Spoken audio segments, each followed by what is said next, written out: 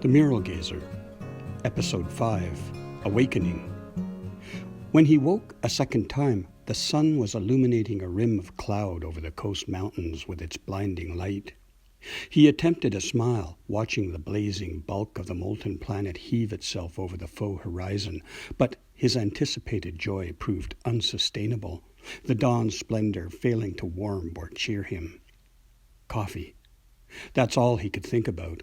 All he cared to think about, the theatrics of another dawn seeming overrated and acted.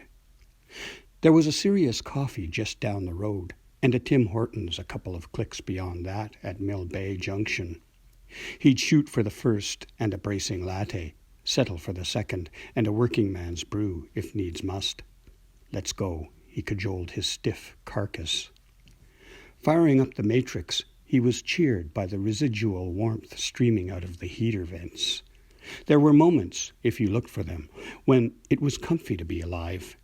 He had to laugh at that because he realized with sudden clarity that those delicious moments were so often contrasted by precedents of hunger, fear, pain, or drought. He grunted, shoving his reluctant torso into a full upright posture. He decided to drive as slow as possible down from the summit, allowing himself to acclimatize. Latte, he said to himself. It's definitely a latte morning.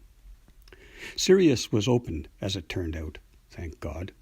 Shambling up to the counter, he glanced into the counter girl's eyes, then quickly away. She was beautiful, and he was afraid she might mistake his gratitude for something absurdly personal, intimate.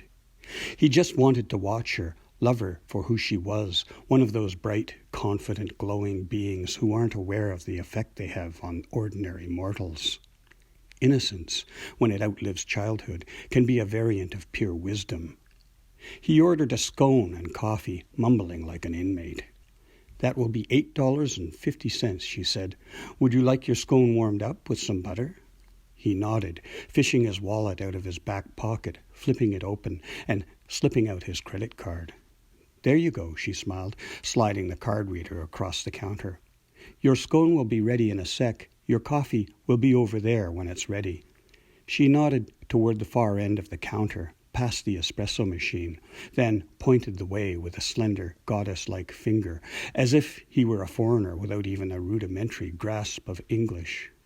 But he concentrated on jabbing the right buttons on the card reader, not dropping the scone as he shuffled back to his table, not looking flustered, waiting for his coffee.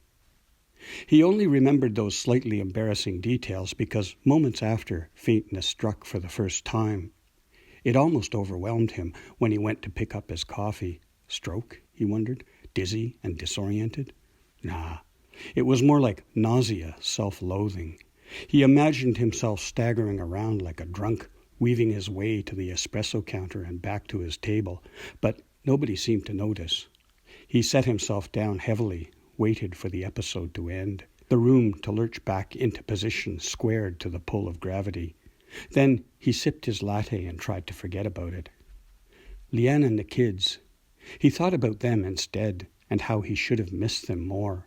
How can I sit here sipping and munching, knowing the plane wreck I've left behind? He wanted to feel more guilt, less relief. But it seemed somehow perverse, trying to make himself feel bad, like it was expected of him. Why, he protested. Why make myself feel like shit?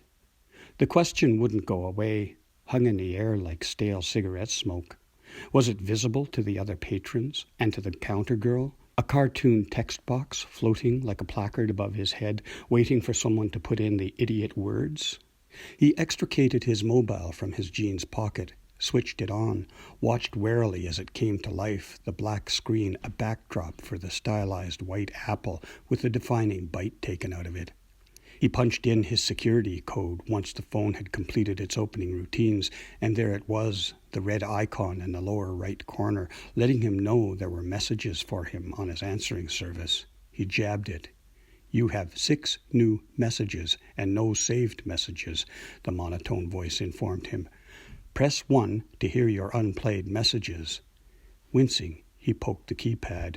You need space, Leanne yelled. You don't want to go gently into that good night? What the fuck are you on?